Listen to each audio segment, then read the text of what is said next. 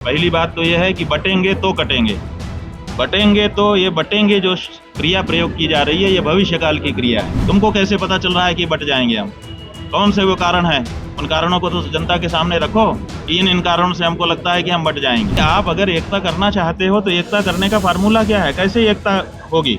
तो हम ये फार्मूला दे रहे हैं कि गाय को राष्ट्रमाता घोषित करो, गौ हत्या को अपराध घोषित करो। देश में चुनावों के बीच एक लाइन जो इस समय सबसे ज्यादा सुर्खियों में बनी है वो है बटेंगे तो कटेंगे। ये लाइन वैसे तो यूपी उपचुनाव को लेकर एक रैली में मुख्यमंत्री योगी आदित्यनाथ ने कही, लेकिन अब इसके जवाब में भी कई पोस्टर और बैनर दिखने लगे हैं, जहां सपा अध्यक्ष अखिलेश यादव इस पर जमकर निशाना साध रहे हैं। तो दूसरी तरफ अब आदि गुरु शंकराचार्य ने इस बात पर एक दूसरी बड़ी बात कह दी है। अभी मुक्तेश्वर आनंद ने जवाब देते हुए कहा कि बटेंगे तो कटेंगे में भविष्य काल की क्रिया है, ये भविष्य में संभावना की ओर इशारा है। उन्होंने कहा कि इसका मतलब है अभी हम बटे नहीं है। बात तो यह है कि बटेंगे तो कटेंगे। बटेंगे तो ये बटेंगे जो क्रिया प्रयोग की जा रही है ये भविष्य काल की क्रिया है। इसका मतलब है कि अभी बटे नहीं हैं, अभी हम एक हैं। जब एक हैं तो कौन सा वो कारण है जिसके कारण बट जाएंगे?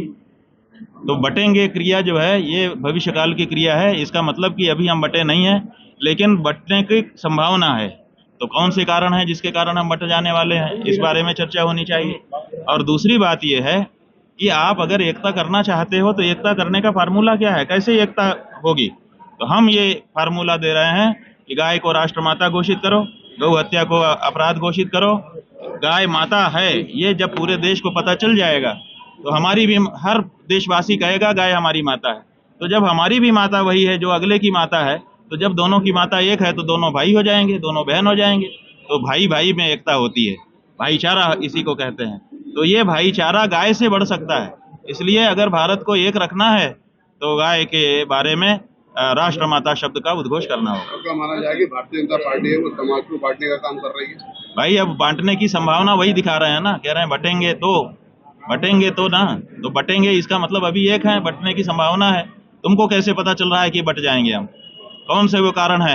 उन कारणों को तो जनता के सामने रखो कि इन कारणों से हमको लगता है कि हम बट जाएंगे। वहीं जहां अभी मुक्तेश्वर आनंद ने गाय को राष्ट्रमाता घोषित करने की बात कही, तो दूसरी तरफ राम भद्राचार्य ने भी बटेंगे तो कटेंगे की बात को सही बता दिया।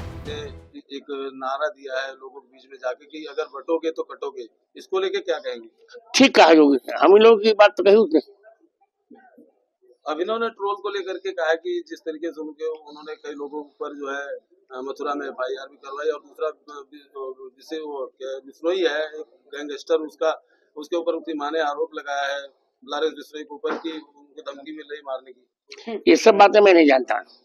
गुरुजी एक हनुमान जयंती ज्ञान व्यापी को लेकर गुरुजी क्या कहेंगे? आप जिस तरीके से हम न्यायालय का सम्मान करते हैं, पर हम उच्च न्यायालय भी जाएंगे, उच्चतम न्यायालय भी जाएंगे।